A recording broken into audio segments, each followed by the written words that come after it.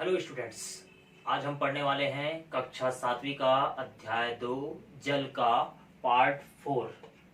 ठीक है, पहला, दूसरा और तीसरा पार्ट।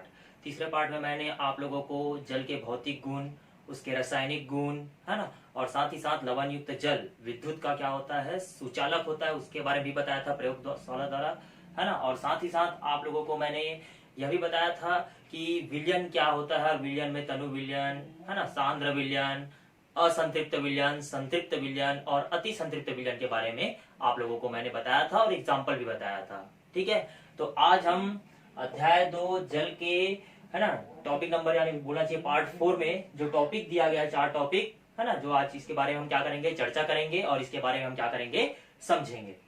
ठीक है, पहला जो है वो है आप लोगों का कठोर जल एवं मृदु जल। दूसरा जो है जल की कठोरता। ठीक है, दूसरा जो है जल की कठोरता के प्रकार। इसमें पहला नंबर जो है वो है अस्थायी कठोरता और दूसरा जो है वो स्थायी कठोरता। ठीक है, उसके बाद तीसरा नंबर बात करेंगे जल का विद्युत अपघटन। क्या बात करेंगे, जल का विद्युत अपघटन, ये प्रयोग है ना, ये आप लोगों का क्वेश्चन जो है बुक में भी दिया गया है, 6 नंबर का एक क्वेश्चन आता है। ठीक है, बात करते हैं इसमें चौथा नंबर जो है जल चक्र, है ना, जल चक्र के बारे में भी समझेंगे, ये भी आप लोग का 5 नंबर का क्वेश्चन आता है और ये सब 2 नंबर वाले क्वेश्चन है। ठीक है, प्रश्न है। चलिए, तो बात करते हैं सबसे पहले कठोर जल एवं मृदु जल के बारे में बात करते हैं। तो कठोर जल और मृदु जल, जिस प्रकार से हम नहाने के लिए और कपड़ा धोने के लिए क्या करते हैं, साबुन का उपयोग करते हैं। ठीक है, तो जैसे ही साबुन का उपयोग करते हैं तो हमारे घर में जो नल का जो जल आता है उसमें अगर हम साबुन को थोड़ा सा लगाते हैं तो अचानक से क्या जाता है, उसमें झाग उत्पन्न हो जाता है, बहुत जल्दी झाग उत्पन्न हो जाता है। मतलब हम कह सकते हैं कि वो जो जल हम उपयोग कर रहे हैं नल का जल, वो कौन सा जल है, मृदु जल है। कौन सा जल है, मृदु जल, है ना। कौन सा जल है, मृदु। मृदु मतलब क्या बोलना चाहिए, मीठा जल बोलना चाहिए। ठीक है, अर्थात उसमें लवण की मात्रा बिल्कुल भी नहीं है, अर्थात जिसके साथ साबुन जो है आसानी से साथ क्या करता है, झाग उत्पन्न करता है, उसे हम क्या कहते हैं, मृदु जल कहते हैं या मीठा जल भी कहते हैं। इस बात को पूर्णतः ध्यान रखिएगा। ठीक, बात करते हैं कठोर जल। कठोर जल मतलब वे जल जो साबुन के साथ आसानी से झाग नहीं देते, उसमें लवण की मात्रा मिली हुई होती है, जिसे हम लोग कहते हैं कठोर जल। ठीक है, इसमें लवण की मात्रा मिली होती है, चाहे वो बाइकार्बोनेट के रूप में हो, है ना, या सल्फेट के रूप में हो, है ना, ये सब इसके अंदर क्या होते हैं, मिले होते हैं लवण के रूप में, अर्थात अत्यधिक मात्रा में होते हैं, जिसके कारण से उसे हम कठोर जल कहते हैं। अर्थात जैसे ही आप उसमें साबुन के साथ अपना, है ना, साबुन लोगे और उस जल को लोगे, कठोर जल को, और अगर आप हाथ धोगे तो उसमें आसानी से झाग उत्पन्न होने वाला नहीं है। साथ ही साथ अगर आप क्या करोगे, उसमें कपड़ा भी धोगे, ठीक है, तो कपड़ा भी धोगे तो उसमें तुरंत झाग उत्पन्न नहीं होगा। हो सकता है आपका साबुन खत्म हो जाएगा लेकिन वो कपड़ा भी साफ नहीं होगा, झाग उत्पन्न होने वाला नहीं है। ठीक है, लेकिन मृदु जल के साथ अगर आप कपड़ा धोते हो, हाथ धोते हो, तो तुरंत क्या हो जाता है, उसमें झाग उत्पन्न हो जाता है, आपका साबुन भी खत्म होने से बच जाता है और झाग भी तुरंत उत्पन्न हो जाता है और आपका कपड़ा भी और आपका हाथ भी बहुत जल्दी साफ हो जाता है। ठीक है, एक छोटे से एग्जाम्पल के माध्यम से समझाया हूं। तो परिभाषा कैसे लिख सकते हैं, मृदु जल वे जल जिसके साथ साबुन जो है पूर्ण रूप से क्या करता है, झाग उत्पन्न करता है, उसे हम क्या कहते हैं, मृदु जल कहते हैं, जिसमें लवण की मात्रा बिल्कुल भी नहीं होती या ना के बराबर होती है। ठीक है, कठोर जल वे जल जो साबुन के साथ, है ना, आसानी से झाग नहीं देते, इसमें लवण की मात्रा मिली हुई होती है, उसे हम क्या कहते हैं, कठोर जल कहते हैं। ठीक, अगला टॉपिक बात करते हैं जल की कठोरता के प्रकार, है ना। अब कठोरता की बात कर रहे हैं, किसकी बात कर रहे हैं, कठोरता। देखो कठोर जल, है ना, अर्थात इसके कठोरता की बात कर रहे हैं। तो इसमें 2 प्रकार की कठोरता पाई जाती है जल में। पहला होता है आप लोगों का अस्थायी कठोरता और दूसरा होता है स्थायी कठोरता। अस्थायी, नाम से स्पष्ट हो रहा है, अस्थायी मतलब कुछ समय के लिए है, आप उसको दूर भी कर सकते हो। ठीक है, और स्थायी कठोरता मतलब वो हमेशा के लिए बैठ गया है, आप कितना भी प्रयास कर लो उसको आप निकाल नहीं सकते, उसे हम क्या कहते हैं, स्थायी कठोरता कहते हैं। ठीक है, जैसे कि बात करते हैं अस्थायी कठोरता। अस्थायी कठोरता क्या है, तो जल में जो अस्थायी कठोरता होती है उसमें होता क्या है कि जो कैल्शियम होता है और जो मैग्नीशियम होता है, उसके जो बाइकार्बोनेट होते हैं, है ना, बाइकार्बोनेट होते हैं, वो लवण मिले हुए होते हैं उसमें। ठीक है, जिसे हम क्या कर सकते हैं, आसानी से उबाल कर उसकी कठोरता को हम दूर कर सकते हैं और उसे मृदु जल बनाकर उपयोग कर सकते हैं, अर्थात वो झाग देना शुरू कर देगा। ठीक है, जैसे कि बात करते हैं, इसमें मैंने बात किया कैल्शियम और मैग्नीशियम के क्या, बाइकार्बोनेट, है ना, HCO3/2। ठीक है, कैल्शियम और मैग्नीशियम के बाइकार्बोनेट के जो लवण होते हैं वो मिले हुए होते हैं, इसको आसानी से आप क्या कर सकते हो, उबाल सकते हो। ठीक है, उबाल कर क्या कर सकते हैं, इसको हम लोग इसकी कठोरता को क्या कर सकते हैं, दूर कर सकते हैं, जिसे हम लोग कहते हैं अस्थायी कठोरता। मतलब सीधे सीधे परिभाषा क्या लिख सकते हैं, अस्थायी कठोरता। अस्थायी कठोरता जल की वह कठोरता जिसमें कैल्शियम और मैग्नीशियम के बाइकार्बोनेट मिले हुए होते हैं, जिसे हम क्या कर सकते हैं, उबाल कर क्या कर सकते हैं, उसकी कठोरता को दूर कर सकते हैं, जिसे हम कहते हैं अस्थायी कठोरता। क्या कहते हैं, अस्थायी कठोरता। बात करते हैं स्थायी कठोरता। तो स्थायी कठोरता यह जल की वह कठोरता है जिसमें कैल्शियम और मैग्नीशियम के क्लोराइड, क्या बोला मैंने, क्लोराइड बोले तो Cl2 है ना, और सल्फेट SO4 ये लवण मिले हुए होते हैं, जिसके कारण से है ना इसकी कठोरता और ज्यादा अधिक हो जाती है। और इसे हम उबाल कर, है ना, पहले वाले को क्या किया था, हमने उबाल दिया था और इसकी कठोरता को दूर कर दिया था, लेकिन इसे हम उबाल कर इसकी कठोरता को दूर नहीं कर सकते। ठीक है, जिसे हम लोग कहते हैं स्थायी कठोरता। कौन सी कठोरता, स्थायी कठोरता। ठीक है, वापस परिभाषा बता देता हूं, अस्थायी कठोरता है ना। जल की कठोरता के प्रकार, जल की कठोरता दो प्रकार के होते हैं, पहला होता है अस्थायी कठोरता, दूसरा होता है स्थायी कठोरता। अस्थायी कठोरता है ना, जल की वह कठोरता है जिसमें कैल्शियम और मैग्नीशियम के बाइकार्बोनेट के लवण मिले होते हैं, जिन्हें हम उबाल कर, है ना, क्या कर सकते हैं, उसकी कठोरता को दूर कर सकते हैं, उसे हम अस्थायी कठोरता कहते हैं। स्थायी कठोरता है ना, तो स्थायी कठोरता यह जल की वह कठोरता होती है जिसमें कैल्शियम और मैग्नीशियम के क्लोराइड और सल्फेट आयन क्या होते हैं, उसमें मिले हुए होते हैं, और इसे हम उबाल कर इसकी कठोरता को दूर नहीं कर सकते, उसे हम कहते हैं स्थायी कठोरता। ठीक, समझ आ गया होगा आप लोगों को। चलिए अगले टॉपिक की ओर बढ़ते हैं, जल का विद्युत अपघटन। जल का विद्युत अपघटन। अब देखो जल का विद्युत अपघटन क्या होता है, जैसे कि बात करते हैं एक छोटे से एग्जांपल के माध्यम से, है ना, या प्रयोग के माध्यम से। मैं इसको अभी मिटा रहा हूं यहाँ पे, क्योंकि यहाँ पर थोड़े से प्रयोग के माध्यम से आप लोगों को मैं समझाने का प्रयास करूंगा, इसलिए। ठीक है, चलिए तो इसमें सबसे पहले बात करते हैं जल का विद्युत अपघटन। नाम से स्पष्ट हो रहा है, जल। जल मतलब इसका सूत्र मैंने आप लोगों को बताया था, जल का सूत्र क्या है, H2O। ठीक है, विद्युत मतलब जान गए होंगे, करंट, है ना। अपघटन, अपघटन मतलब क्या होता है, टूटना। ठीक है, मतलब जल को हम क्या कर रहे हैं, तोड़ रहे हैं।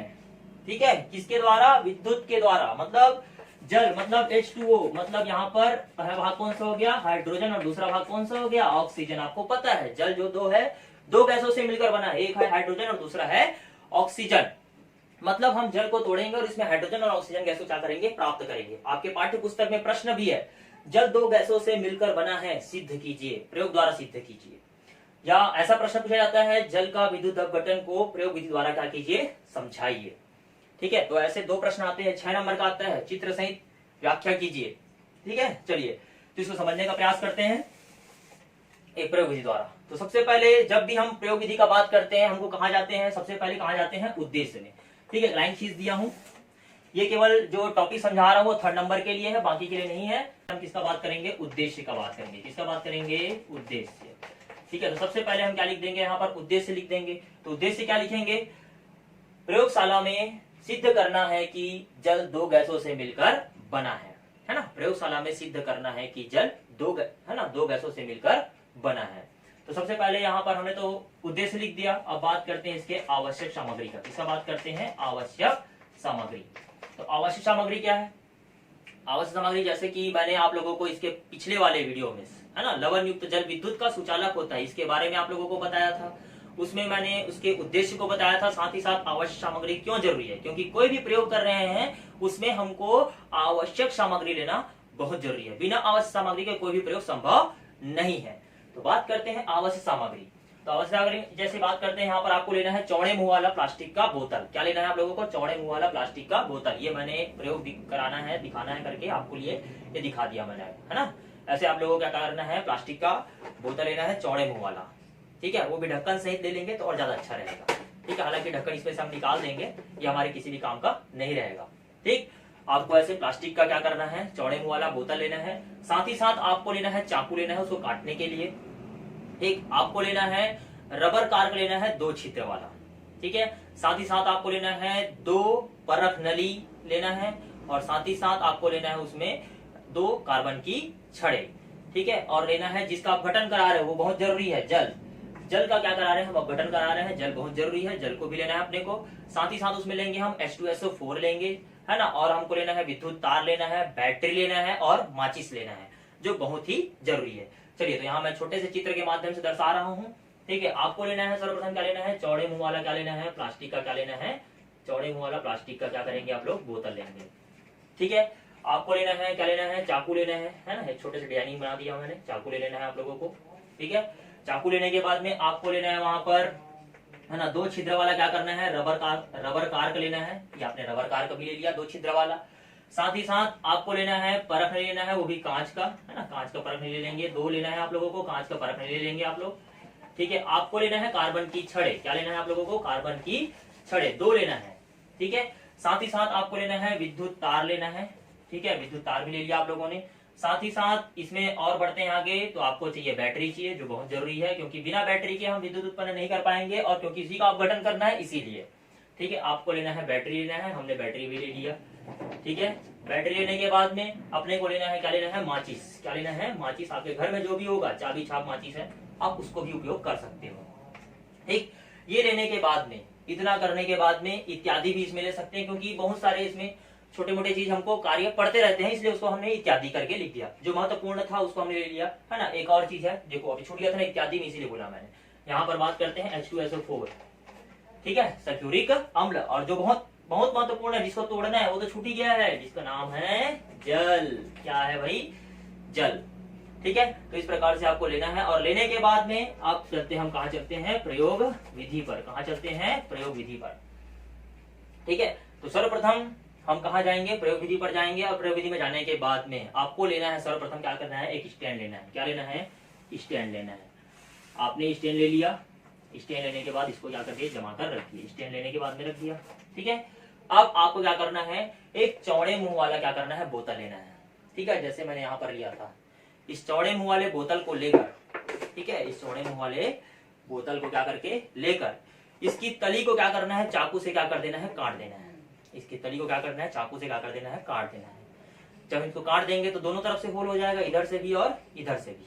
ठीक है, ये होने के बाद में आपको करना क्या है, इस जो आपने प्लास्टिक का जो क्या लिया था, डिब्बा लिया था चौड़े मुंह वाला, इसके तली को आपने काट दिया था, इसको उल्टा करके, ऐसे उल्टा करके, ऐसे उल्टा करके क्या कर देना है, इसको हमको लटका देना है।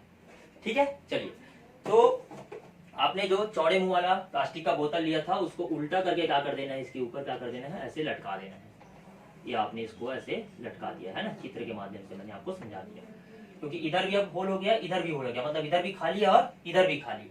अब क्या करना है आपको, आपने इसका उपयोग कर लिया, चाकू का भी उपयोग कर लिया। आपके पास है ये रबर कार्क, कितने छिद्र वाला, 2 छिद्र वाला। ये 2 छिद्र वाला रबर जो कार्क है, उसको हमने कहा लगा दिया, इसके मुंह पर लगा दिया। ठीक है, ये लगा दिया हम लोगों ने। लगाने के बाद में आपको लेना है ये कार्बन की छड़। क्या लेना है बेटा, कार्बन की छड़। ये कार्बन की छड़ आप क्या करेंगे, इसमें क्या कर देंगे, लगा देंगे। ये कार्बन की छड़ आपने लगा दिया। ठीक है, ये कार्बन की छड़ लगाने के बाद में आपको क्या करना है, ये जो परख नली है ना, ये जो परख नली है, उसको क्या करना है, इसके ऊपर पानी भरकर, ठीक है, पानी भरकर इसके ऊपर क्या कर देना है, उल्टा करके क्या कर देंगे, लगा देंगे कार्बन की छड़ पे। बस दूसरे परख नली को भी इसी प्रकार से लेना है और इसके ऊपर क्या कर देना है, लगा देना है। लगा दिया हम लोगों ने, इसमें जल भरा हुआ है, पानी भरा हुआ है, जल भरा हुआ है ना। उसी प्रकार से इस परख नली के अंदर भी हम क्या कर देंगे, जल को क्या कर देंगे, डाल देंगे, है ना। जो चौड़े मुंह वाला बोतल है उसके अंदर भी डाल देंगे और इस प्रकार से इसको लगा देंगे। लगाने के बाद में अपने को करना क्या है, हमने विद्युत तार का उपयोग बाकी सबका तो कर लिया, ये विद्युत तार बचा हुआ है, विद्युत तार को इसमें लेना है। ठीक है, और इधर दोनों कार्बन की छड़ों में क्या कर देना है, इसको जोड़ देना है। जोड़ने के बाद में इसको हमको क्या करना है, बैटरी से जोड़ देना है। यहाँ पर बैटरी है ना, और बैटरी से क्या कर देंगे, इसको हम लोग क्या कर देंगे, जोड़ देंगे। ये बैटरी से हमने क्या कर दिया, इसको जोड़ दिया। ठीक है, अब क्या कर देना है अपने को, इसके अंदर H2SO4 ये बचा हुआ है, ये हमने जल भी ले लिया है। H2SO4 को थोड़ा सा क्या कर देना, इसके अंदर हमको क्या कर देना है, डाल देना है। डालने के बाद में हमको क्या करना है, बैटरी को क्या कर देना है, ऑन कर देना है।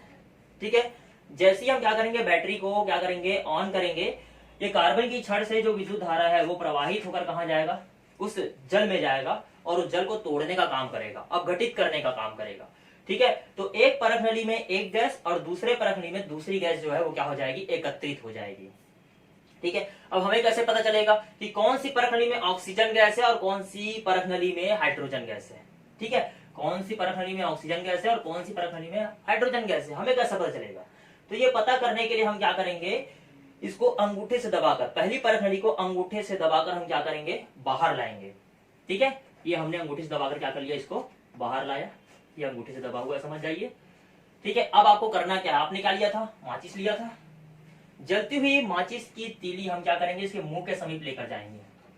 ठीक है, जलती हुई माचिस की तीली जो है इसके समीप लेकर जाएंगे और हम क्या कर देंगे, अंगूठा हटा देंगे।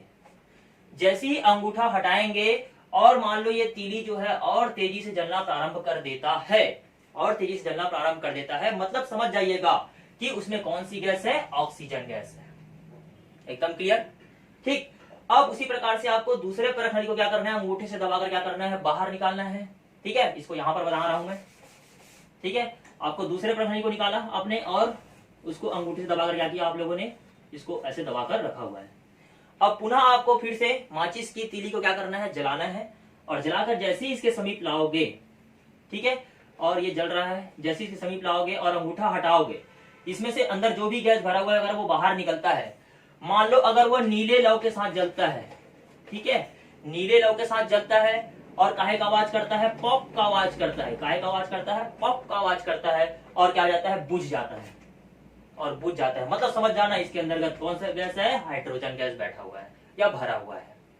तो इससे हमने क्या कर दिया, सिद्ध कर दिया कि जल जो है वो दो गैसों से मिलकर बना होता है, पहला होता है हाइड्रोजन और दूसरा होता है ऑक्सीजन। ठीक, क्लियर हुआ होगा। चलिए इस बार इस प्रयोग को दोबारा मैं समझा देता हूं। सर्वप्रथम हमको क्या करना है, एक स्टैंड लेना है, स्टैंड लेने के बाद उसे हम क्या कर देंगे, जमा कर रख देंगे। उसके बाद हमको क्या करना है, एक चौड़े मुंह वाला प्लास्टिक का बोतल लेना है और उसे नीचे तली से क्या कर देंगे, हम लोग काट देंगे चाकू की सहायता से। काटने के बाद में हमें क्या करना है, उस चौड़े मुंह वाले बोतल को हमको उल्टा करके क्या कर देना है, स्टैंड की में क्या कर देना है, लगा देना है। मतलब मुंह वाला भाग कहाँ हो जाएगा, नीचे, और तली वाला भाग जो हमने काटा था वो कहाँ हो जाएगा, ऊपर। ये होने के बाद में हम क्या करेंगे, इसके मुंह पर क्या करना है, अपने को दो छिद्र वाला रबर कार का लगाना है और उसमें कार्बन की छड़े को क्या कर देंगे, हम लगा देंगे। जैसे ही हम कार्बन की छड़े लगाएंगे उसमें जल से भरी हुई परख नली को उल्टा करके उसके ऊपर क्या कर देंगे, रख देंगे, और उस चौड़े मुंह वाली जो बोतल है उसके अंदर भी हम जल क्या कर देंगे, भर देंगे, और जो कार्बन की छड़ है उसे तांबे की तार से जोड़कर क्या कर देंगे, बैटरी से क्या कर देंगे, लगा देंगे, बैटरी से लगा देंगे। और क्रिया को पूर्ण कराने के लिए हम उसके अंदर क्या डाल देंगे, सल्फ्यूरिक अम्ल क्या कर देंगे, थोड़ा सा जल में क्या कर देंगे, मिला देंगे। ठीक, क्लियर हो गया। अब उसके बाद हम क्या करते हैं, बैटरी को क्या करते हैं, ऑन करते हैं। जैसे ही बैटरी को ऑन करते हैं, कार्बन की छड़ों में विद्युत धारा प्रवाहित होकर वो परख नली के अंदर भरी हुई जल में जाकर क्या होगी, क्रिया होगी, उसको अपघटित करेगा, तोड़ेगा। जैसे ही वो टूटेगा तो जल जैसे ही अपघटित होगा, विद्युत अपघटन होगा, तो एक परख नली में एक गैस और दूसरे परख नली में दूसरी गैस जाकर क्या हो जाएगी, एकत्रित हो जाएगी। अब हमें तो पता नहीं है कि उसके अंदर कौन सी गैस भरी हुई है, तब हम क्या करेंगे, पहले परख नली को अंगूठे से दबाकर, है ना, पहले परख नली को क्या करेंगे, अंगूठे से दबाकर बाहर निकाल लेंगे और उसके समीप जलती हुई माचिस की तीली लेकर जाएंगे और अंगूठा क्या कर लेंगे, हटा लेंगे। जैसे ही अंगूठा हटाएंगे वो जो तीली है और तेजी से जलना प्रारंभ हो जाता है, जो जल रही थी तीली पहले से, और तेजी से जलना प्रारंभ हो जाएगा, मतलब समझ आ जाएगा कि उसके अंतर्गत कौन सी गैस है, ऑक्सीजन गैस है। ठीक है, अब उसी प्रकार से दूसरे परख नली को हमको क्या करना है, उसको भी अंगूठे से दबाकर क्या कर लेना है, बाहर निकाल लेना है। जैसे ही हम उसको बाहर निकालेंगे, है ना, और उसके बाद फिर क्या करना है, अंगूठे से दबाए हुए हैं उसको, अब फिर से उसके समीप जलती हुई माचिस की तीली लेकर जाएंगे। मान लो अब उसके बाद अंगूठा हटा लेंगे, मान लो अगर वह नीले लौ के साथ जलता है, पॉप का आवाज करता है और बुझ जाता है, मतलब उसके अंदर हाइड्रोजन गैस उपस्थित है। तो निष्कर्ष क्या लिख सकते हैं, इससे सिद्ध होता है कि जल दो गैसों से मिलकर बना है, पहला है हाइड्रोजन और दूसरा है ऑक्सीजन। ठीक, चलिए अब लास्ट टॉपिक जो है वो है आप लोगों का जल चक्र। क्या है भाई, जल चक्र। ठीक है, चलिए तो अब जल चक्र के बारे में चर्चा करते हैं। जिस प्रकार से, है ना, जिसको हम लोग क्या कहते हैं इंग्लिश में वाटर साइकिल भी कहते हैं। अब साइकिल मतलब क्या होता है, चक्र। जिस प्रकार से आप क्या करते हो, किसी ना किसी से कुछ चीज लिए रहते हो तो उसके साथ आप लोग साझा करते हो, आदान प्रदान करते हो, है ना। अगर आदान प्रदान नहीं करोगे तो आपके बीच का जो संतुलन बना हुआ है वो क्या हो जाएगा, बिगड़ जाएगा। जिस प्रकार से आप विद्यालय में किसी विद्यार्थी से क्या करते हो, या अपने फ्रेंड से क्या लेते हो, कॉपी लेते हो कुछ लिखने के लिए। अब उसी प्रकार से आप भी क्या करते हो, कॉपी तो लिए हो, अगर आपने उसको कॉपी नहीं दिया तो आप दोनों के बीच की जो दुश्मनी है ना वो क्या हो जाएगी, बढ़ जाएगी। दोस्ती कम रह जाएगी, दुश्मनी बढ़ जाएगी, मतलब क्या हो गया, संतुलन क्या हो गया, बिगड़ गया। तो आदान प्रदान जो है ना बहुत जरूरी है। अगर आदान प्रदान नहीं हुआ ना तो क्या हो जाएगा, संतुलन जो है वो बिगड़ जाता है। जिस प्रकार से जल चक्र, ठीक है, अगर गर्मियों के दिन में पानी जो है वो क्या हो रहा है, यहाँ से, है ना, जल जो है वो क्या हो रहा है, गर्म हो रहा है, गर्म बनकर क्या हो रहा है, वाष्प बनकर क्या हो रहा है, बादल बना रहा है, बादल बनाकर क्या हो रहा है, वर्षा हो रहा है, और वर्षा हो रही है तभी वो पानी जो है नीचे फिर से आ रहा है। ठीक है, और फिर से वो जलाशय जो सूख गया था वो क्या हो रहा है, वापस क्या हो रहा है, भर रहा है। मतलब उसका संतुलन जो है वो कंटिन्यू कंटिन्यू क्या है, बना हुआ है। अगर मान लो केवल सोखने सोखने सोखने का काम हुआ और बरसात नहीं हुई, वर्षा नहीं हुई, तब क्या होगा, जो संतुलन जो बना हुआ है वो क्या हो जाएगा, बिगड़ जाएगा। सभी है ना, पशु पक्षी प्राणी जो है वो सब क्या हो जाएंगे, नष्ट हो जाएंगे, किसी को जल मिलने वाला नहीं है। बस उसी प्रकार से यहाँ पर बात करते हैं जल चक्र। ठीक है, तो जैसे कि बात करते हैं समुद्र, झील, तालाब, है ना, इत्यादि को आप जानते ही हैं, जिसमें पूरा जल से भरा होता है, जलाशय होगा, है ना। तो वहां पर होता क्या है कि जैसे कि गर्मियों के मौसम में, किस कौन से मौसम में, गर्मियों के मौसम या अन्य मौसम में भी जब सूर्य का प्रकाश उन जलाशयों पर क्या होता है, पड़ता है, तो जल स्रोत जो होता है उसका जल जो है वो क्या होता है, वाष्प बनकर क्या हो जाता है, ऊपर चला जाता है, क्योंकि ये हल्की होती है। कैसी होती है, हल्की होती है। और ऊपर का तापमान कैसा होता है, कम होता है। ठीक है, जो जाकर ऊपर क्या हो जाता है, बादलों का क्या कर लेता है, रूप ले लेता है। किसका रूप ले लेता है, बादलों का रूप ले लेता है। और इन्हीं बादल में जो छोटे छोटे बूंदों के रूप में क्या हो जाता है, संघनित हो जाता है, क्योंकि ऊपर का तापमान कैसा है, कम है। ठीक है, और ये हल्के होने के कारण ही ऊपर जा रहा है, और यहाँ बादलों का क्या कर लिया है, रूप ले लिया है, और यहाँ पर छोटे छोटे बूंदों के रूप में क्या हो जाता है, संघनित हो जाता है। और यही छोटे छोटे बूंदे जो है आपस में क्या हो जाते हैं, जब मिलते हैं तो बड़ी बूंद का निर्माण कर लेते हैं। इसका निर्माण कर लेते हैं, बड़ी बूंद का निर्माण कर लेते हैं। और जब बड़ी बूंद का निर्माण हो जाता है तो वही वर्षा के रूप में पुनः पृथ्वी पर आता है, और पुनः यह जलाशय जो सूख चुका था वो वापस क्या हो जाता है, फिर से भर जाता है। तो इस प्रकार से हमारे पृथ्वी में जो जल का चक्र है वो लगातार चलते रहता है, चलते रहता है और चलते रहता है। मतलब आदान प्रदान हो रहा है, तभी ये संतुलन जो है वो बना हुआ है। ठीक है, जल चक्र जैसे कि पुनः मैं आपको समझा देना चाहता हूं, समुद्रों, झीलों, तालाबों, जलाशय जो भी है, ठीक है, उनमें जल जो है भरा होता है। जब सूर्य का प्रकाश इन जलाशयों पर पड़ता है तो जल का, है ना, जल जो है वो क्या होता है, वाष्प बनकर क्या हो जाता है, ऊपर उड़ जाता है, क्योंकि ये हल्का होता है। जल वाष्प कैसा होता है, हल्का होता है। ठीक है, और ऊपर जाकर क्या करता है, वो छोटी छोटी बूंदों का रूप ले लेता है। ठीक है, क्योंकि ऊपर का तापमान जो होता है वो कैसा होता है, कम होता है, और संघनित होकर छोटे छोटे बूंदों का रूप ले लेता है और बादल का रूप ले लेता है। और ये छोटी छोटी बूंदे जो है बादल का रूप लिए हैं, और यही छोटी छोटी बूंदे जो है आपस में एक साथ क्या करते हैं, मिल जाते हैं। जब मिल जाते हैं तो क्या बनाते हैं, बड़ी बूंदे बना लेती है। जब बड़ी बूंदे बन जाती है तो वही वर्षा के रूप में हमारी पृथ्वी वापस आकर गिरती है। जब गिरती है तो वापस फिर से ये जो जलाशय है, समुद्र है, झील है, वो क्या हो जाता है, वापस फिर से क्या हो जाता है, भर जाता है, जिसे हम लोग क्या कहते हैं, जल चक्र कहते हैं। क्या कहते हैं, जल चक्र कहते हैं। बहुत इजी रूप में समझाया हूं। ठीक है, इसे हम लोग क्या कहते हैं, जल चक्र कहते हैं। तो इस प्रकार से हमारे पृथ्वी का जो संतुलन है वो बना रहता है, चाहे वो किसी भी मौसम में हो। अगर केवल साल भर एक ही मौसम रहा तो संतुलन बिगड़ने वाला है ना, और अगर परिवर्तन होते रहा तो संतुलन बिल्कुल बना रहेगा, और जीवन यापन जो है वो सही रूप से चलते रहेगा। ठीक, तो जितना भी आज मैंने टॉपिक आप लोगों को समझाया है ना, सबको समझ आ गया होगा। कठोर जल, मृदु जल, जल की कठोरता के प्रकार, उसमें स्थायी कठोरता, स्थायी कठोरता के बारे में बताया मैंने। उसके बाद अगला टॉपिक पढ़ाया आप लोगों को जल का विद्युत अपघटन। ठीक है, जल को कैसे तोड़ा जाता है, उसमें कौन कौन सी गैसें, हाइड्रोजन, ऑक्सीजन, ये भी समझाया मैंने आप लोगों को। और लास्ट टॉपिक मैंने बताया आज आप लोगों को जल चक्र, है ना। इसका टाइम के माध्यम से भी आप लोगों को समझाने का प्रयास किया और समझ भी आया होगा आप लोगों को, है ना। ठीक है, आज के लिए इतना टॉपिक। धन्यवाद।